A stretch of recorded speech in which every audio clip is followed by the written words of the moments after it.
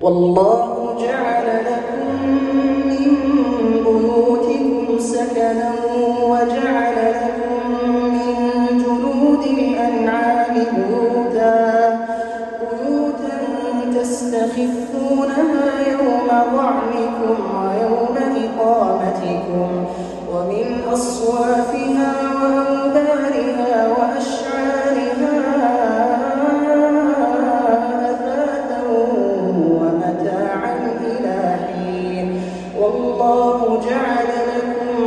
مما خلق ظلالا وجعل لكم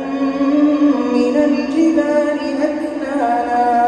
وجعل لكم سرابيل تقيكم الحر وسرابيل تقيكم بأسكم كذلك يتم نعمته عليكم لعلكم تسلمون فإن تولوا فإنما عليك البلاغ المبين يعرفون نعمة